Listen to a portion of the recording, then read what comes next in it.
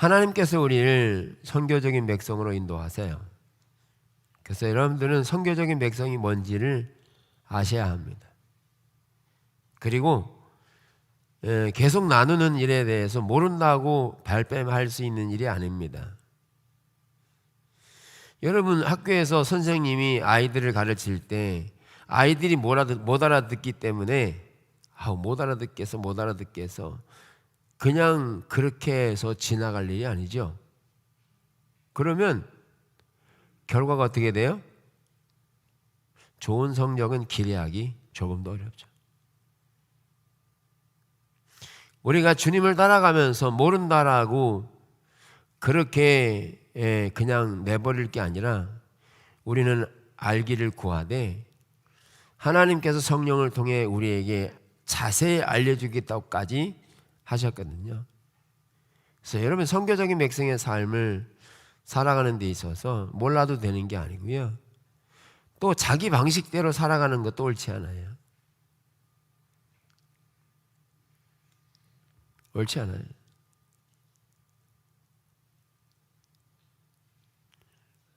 그래서 선교적인 백성은 결국 하나님의 구속을 포함해서 그 구속이 우리를 구원하신 영역이 나 개인에 머물지 않고 나 개인을 통해 열방을 구원하고자 하는 하나님의 계획을 가지고 있고, 그리고 나만 구원받았다면, 그것이 위대하다면 그러면 날 구원받게 한 다음에 그냥 데려가시면 되지 왜 그냥 세상에 내버려 두냐는 거야. 왜 더 살게 하느냐 봐요. 여러분 구원받고 나서 삶을 살아보면 천국의 삶과 비교할 수 없는데 근데 우리를 이 땅에 더 두시는 거냐. 그런 내용들을 레위기, 출애굽기, 창세기 18장에서 계속 살펴보았잖아요.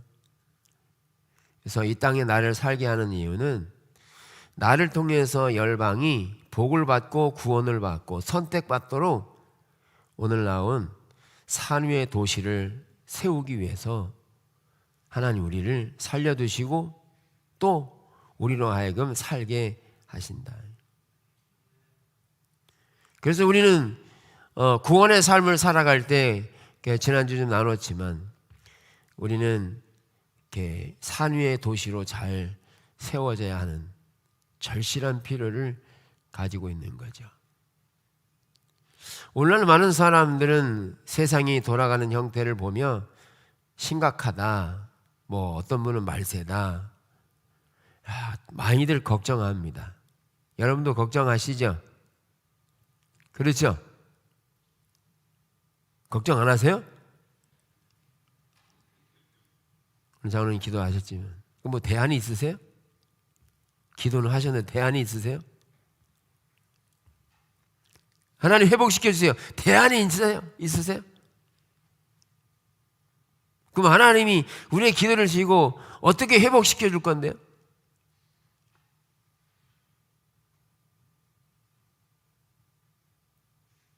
어떻게? 하나님께서 또 하나의 지구를 만들어서 거기에다가 구원받은 사람을 갖다 놓은들 그 상태에서 타락한 인간이 갈 수 있는 생각하는 삶을 살아가는 영역은 지금과 다를 바가 아닐 거거든요. 왜? 노아의 홍수를 보면 알아요.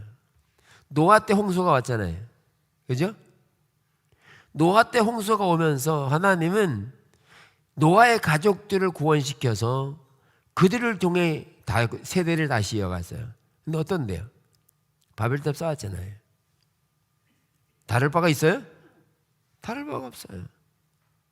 그래서 하나님은 그렇게 이 땅을 멸망시켜서 다시 세워보고 이렇게 해보고 저렇게 해보고 했는데 대안이 안 되는 거예요. 죄악에도 관영하는 거죠. 그래서 하나님이 대안을 내놓으신 게 뭐냐 하면 아브라함이죠. 아브라함을 선택해서 그를 통해 열방이 복을 받게 하는 매력적인 도시를 세우는 거죠. 그래서 우리 교회가 매력적인 도시, 교회가 우선 돼야 합니다. 그래서 우리가 살고 있는 이 세상은요, 타락하면 타락하지 더 새로워질 수가 없게 되어 있습니다. 예, 가면 갈수록. 그래서 새롭게 되는 것은 예수님만이 우리를 새롭게 하십니다. 주님만이. 그래서 성경이 고린도후서 5장에서 뭐를요? 주님이 그리스도 안에서 우리를 새롭게 하셨다. 그 새롭게 했다는 말은 뭐냐면 우리 영적인 부분만 아니라 육체적인 요소까지 그분의 능력 우리를 새로운 피조물로 창조하셨다 이렇게 말하고 있죠. 그래서 우리는 구원받은 우리들은 하나님께서 말씀하신 규례와 규칙과 법도를 따라서 그런 하나님의 백성이 되는 것이 매우 중요하죠. 그래서 신명기 4장은 신명기를 함축해 놓은 것이 신명기 4장과 같은데 그 신명기 4장에서 말하고 있는 게 이런 거죠. 신명기 4장에서. 그래서 하나님께서 모세에게 말한 것처럼 너희가 이 땅 가나안 땅에 들어가서 살게 될 때 너희는 어떻게 살라는 거예요? 여호와께서 명령하신 대로 규례와 법도를 너희에게 가르쳤나니 너희가 들어가서 기업으로 차지할 땅에서 그대로 행하게 하려 함이라. 하나님께서 이스라엘 백성을 가나안 땅에 들이시면서 간절하게 당부한 게 너희는 하나님께서 말씀하신 규례와 법도를 그대로 지켜 행하라. 그래야면 두 가지죠. 두 가지. 그 첫째는 그렇게 하면 너희가 지혜로운 지식의 백성이 될 것을 말하죠. 그 지혜와 지식은 세상이 깜짝 놀랄 만한 지혜와 지식의 백성으로 창출시키는 거예요. 하나님은. 그래서 솔로몬을 하더라도 솔로몬이 왕이 되면서 하나님께 지혜를 받죠. 그런데 그 지혜가 어땠어요? 그 지혜가 어땠어요? 그들과 똑같은 지혜가 아니었어요. 얼마나 솔로몬이 지혜로웠던지 스바형까지 그 주변의 먼 나라에서 그 지혜를 알기 원해서 찾아온 왕이 솔로몬 왕이에요.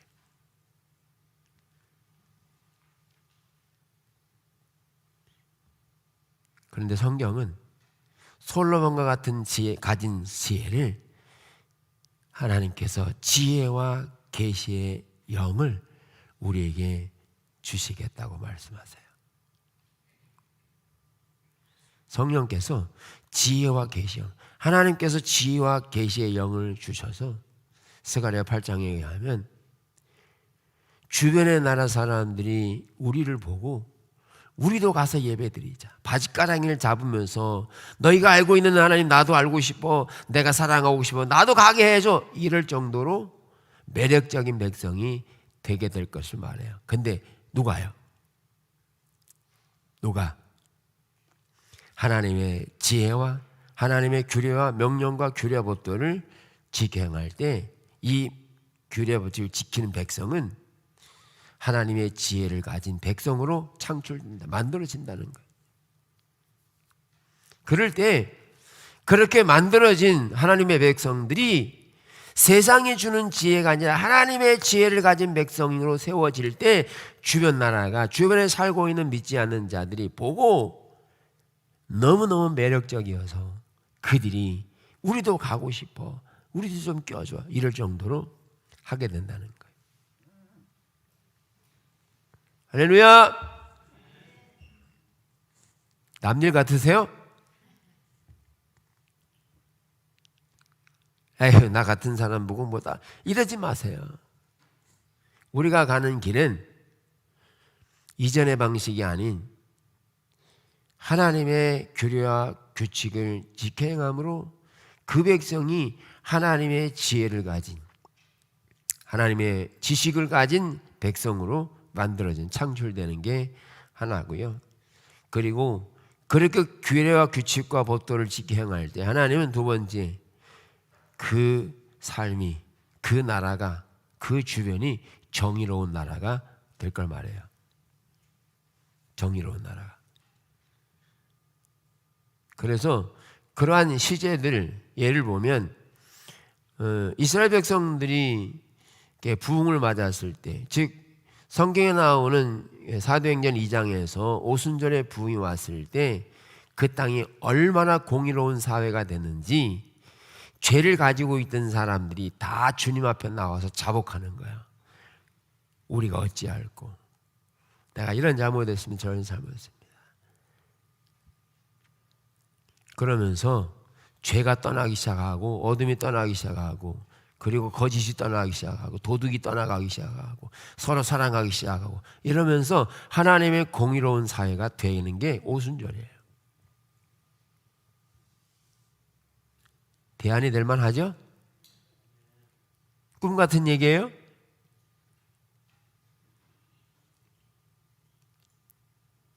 하나님이 이렇게 하나님의 규례와 규칙과 법도를 지켜야 하는 그들에게 하나님의 지혜와 지식 있는 백성으로, 또 그들을 통해서 하나님의 공의가 세워지는 민족으로 세우기 원하셨다. 그게 오늘날 우리 교회가 그렇게 세워져야 될 것을 말하고 있는 선교적인 교회임을 우리가 보셔야 돼요. 그러면 대안이 돼야 안 돼요. 그래서 우리는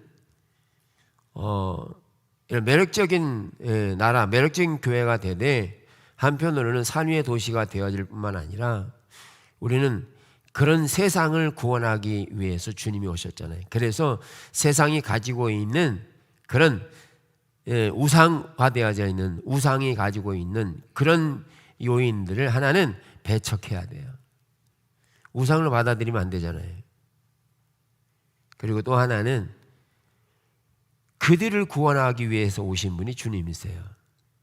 또 하나는 세상을 배척하지만 또 하나는 세상을 위해야 돼요. 그래서 여기에서 나오는 게 뭐냐면 다문화예요. 사람들이 가지고 있는 모든 영역이 다 괜찮다고 하는 이해죠. 오늘날 세상은요, 다원주의가 아주 팽배합니다. 다원주의의 형태는 어떤 것이든 어떤 것을 선택해도 괜찮다는 이해를 가지고 있어요. 어떤 것을 선택해도. 그래서 다원주의를 말할 때 결국 포스트 모더니즘에서 나온 요인인데, 결국 다원주의는 뭐냐 하면 정치적인 다원주의, 그리고 문화적인 다원주의, 그리고 종교적인 다원주의 형태로 이렇게 나눌 수 있어요.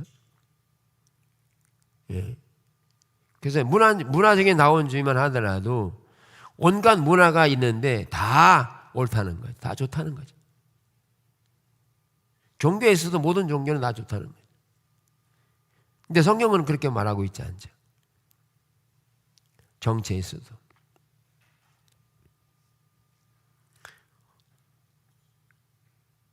그래서 우리는 잘 살펴봐야 될 게 뭐냐 하면, 다원화되어져 있는 우리 주변의 삶을 보면서 그거 괜찮아 이랬다가는요 큰일 납니다. 그래서 우리가 개혁해야 될 것 중에 하나가 문화적인 삶을 개혁해야 하는 거죠. 문화적인 영역들. 그래서 우리가 삶을 살아왔던 문화의 영역들이 어떤 문화의 이야기를 가지고 있느냐에 따라서 이게 달라지는 거죠.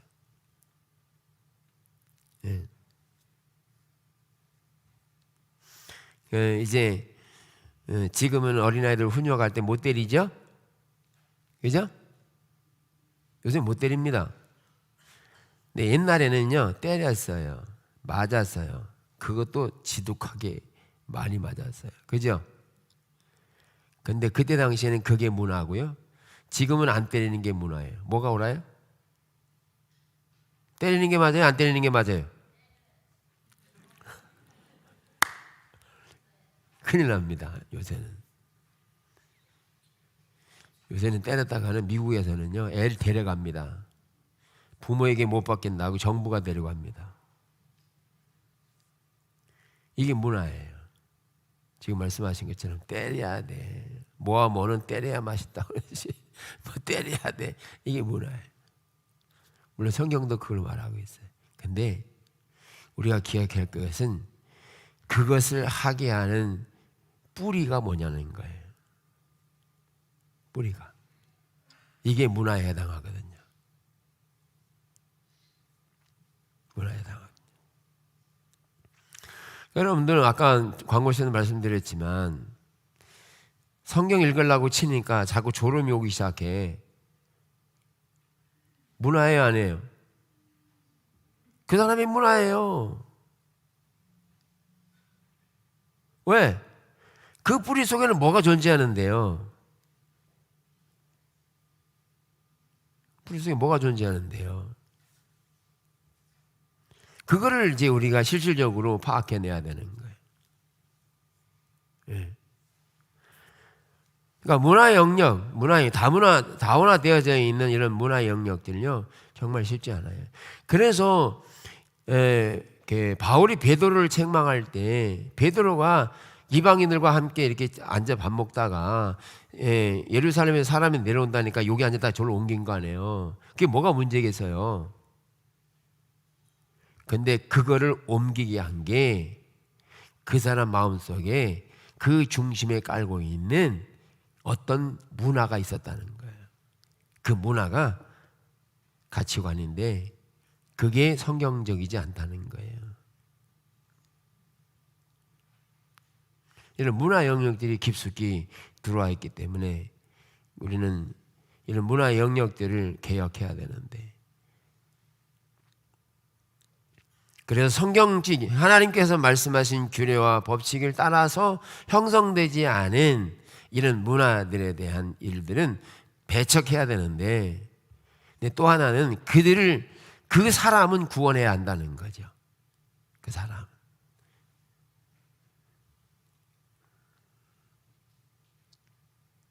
그러니까 예를 들면 나와 싸웠어. 그러면 싸운 거는 옳지 않죠. 그죠? 그러면 그 사람은 살려야 돼, 죽여야 돼? 예? 살려야 돼. 그럼 어떻게 해야 돼? 용서하는 문화를 만들어야죠. 한편으로는 반대하지만 한편으로는 그를 위해야 돼요. 예수님께서 요한복음 3장에서 하나님이 세상을 이처럼 사랑하사 독생자를 보내서 이는 세상을 뭐라고요? 구원하라 하십니다.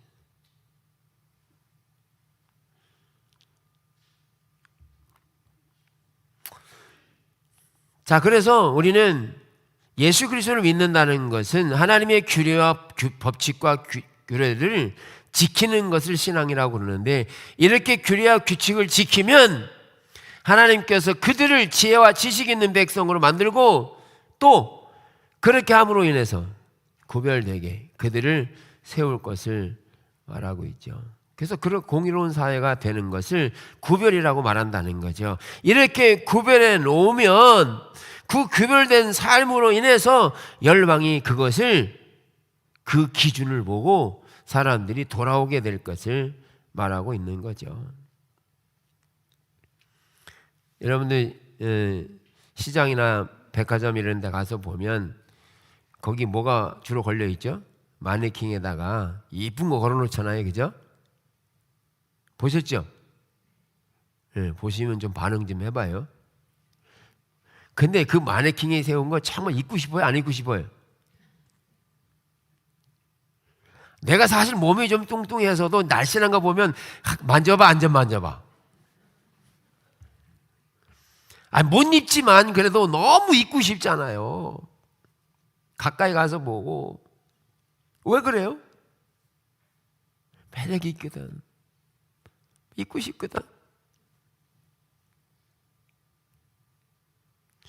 여러분, 우리가 그리스도인도 하나님의 규례와 법칙을 그걸 따라가면 아까 말씀 두 가지, 지혜와 지식이 있는 백성으로 세우시고, 그리고 우리 그 사회가 공의로워진다. 그래서 우리가 그렇게 될 때 우리는 구별된 백성으로 열방이 부러워하는 샘플이 되고 기준이 되는 삶을 제시하게 되는 이런 가식성과 그리고 샘플 되는 우리를 그렇게 세우시겠다는 거예요. 신나시죠?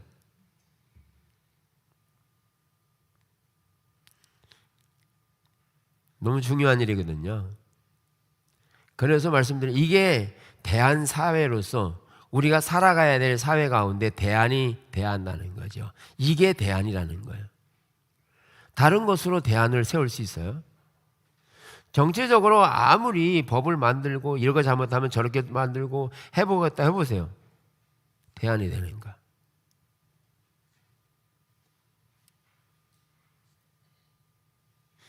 여러분 가정에서도요, 법을 많이 만드는 것도 좋지만 법을 만들어 보세요. 이 법이 전 문제 걸리고 저 법이 걸리고 자꾸 법만 만들어 봐야 시끄러워요. 그래서 주님은 한 가지 법을 말씀하셨잖아요. 최고의 법을 만드는 게 뭐냐요? 사랑의 법을 만든 거잖아요. 사랑하면 다 되게 돼 있어. 법 안 만들어도 돼. 법 안 만들어도 돼요. 이번에 필리핀 가서 봤더니 여전히 교통은 막혀. 네, 첫째 날은 좋았어요. 뭐 교통이 막 열려가는 거예요. 막 열려. 쭉쭉쭉 빠져. 왜 그런가 봤더니 태풍이 와서 학교를 안 가네. 우리나라 고속도로처럼 막 가는 거예요. 신나서. 그 다음날까지 휴교령이 내려가지고 차들이 왔만. 어느 날은요, 예전에 같은요 빡빡 막혀가지고. 그래서 거기 가서 얘기했어요. 우리나라는 교통법규를 잘 지킨다. 근데 여기는 내가 교통법을 지키지 않아서 내가 깜짝 놀랐다 그랬더니 그들이 막 웃어요. 이제 특징적인 게 그들보다 우리가 사고율이 더 많대요. 우리도 바꿔야 되겠어. 거기 신호등은요, 신호등이 몇 개 없어요.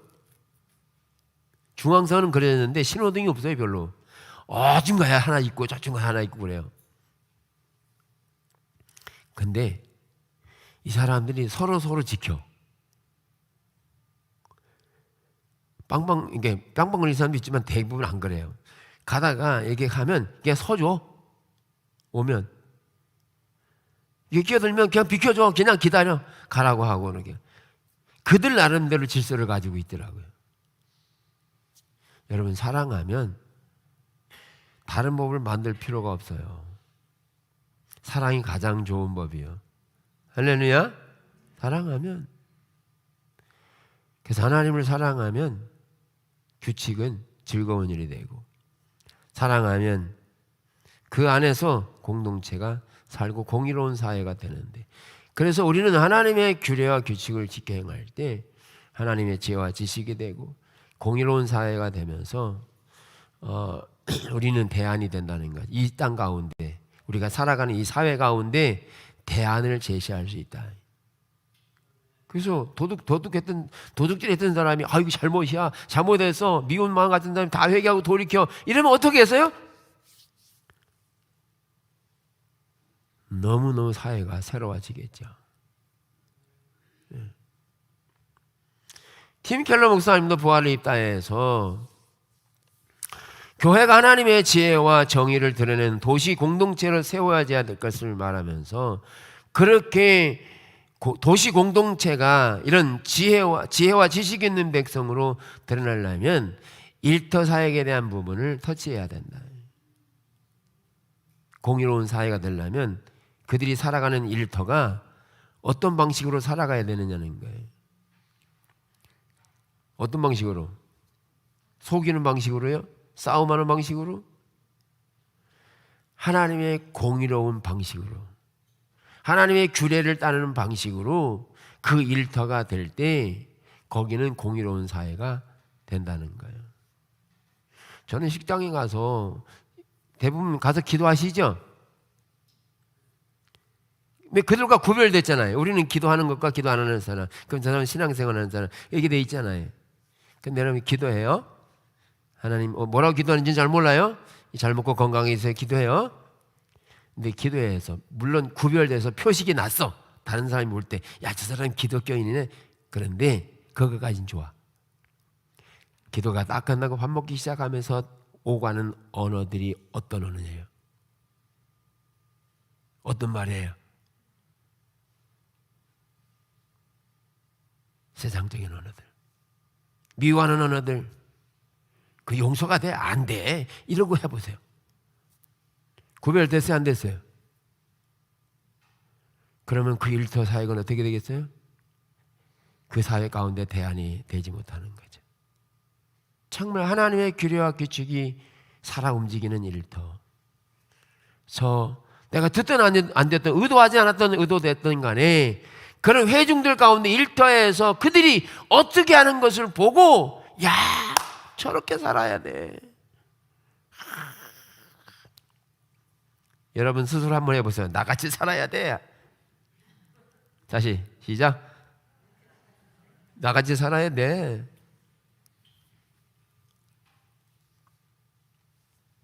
이런 매력이 넘치는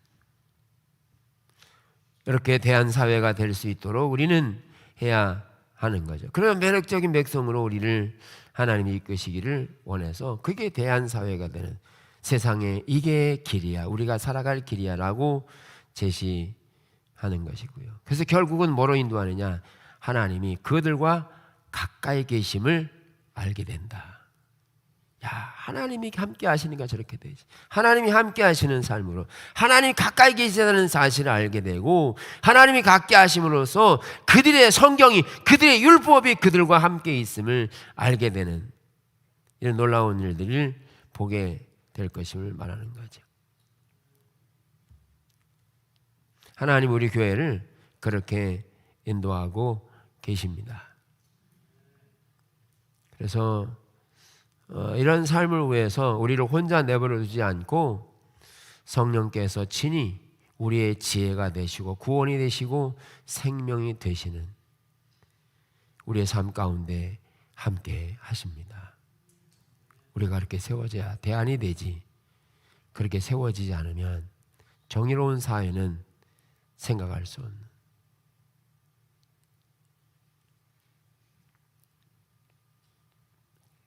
그래서 여러분 그렇게 하나님의 길에 적극적으로 동참하셔야 돼요. 예. 그래서 그런 점에서 이제 이번에 선교회도 보면 칼을 들었어요. 칼을 들었어요. 이 상태로 안 되는 게 지금 우리가 선교회 내에서 모델로 되는 게 포도나무 교회가 모델이 돼요. 이거 우리만 얘기하는 게 아니라 선교에 있지 않는 분들에게 관계된 그 이야기를 들어봐도 그런 교회 없다고 그래요. 모델. 그런 교회가 되려고 선교회 내에서도 하나의 샘플처럼 돼요. 근데 문제는 영목사님 얘기 따라서 포도나무 교회가 모든 선교에 속한 교회가 돼야 된다고 얘기해요. 왜? 주님 따라가면 그렇게 될 수밖에 없다는 거죠.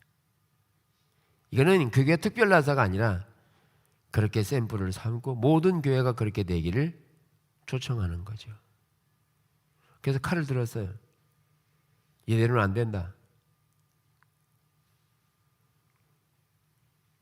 선교 내에서도. 그래서 우리가 따라가는 신앙이 그냥 외형적으로만이 아니라 실질적으로 주님을 따라가서 그런 대한사회, 하나님의 공의가 살아 움직이는 실질적인 어떤 하나님의 부흥을 담아낼 수 있는 교회가 되도록 우리를 부르셨음을 알게 되고요. 하나님이 그리를 인도하고 계십니다. 우리 모두가 종참되어지고 그 구심점에는 누가 있느냐? 하나님의 백성들이 인도하시는 주님이 계시는 거죠. 주님이 주도하시는 거예요. 기대되죠? 주님을 지속적으로 찾으셔야 합니다.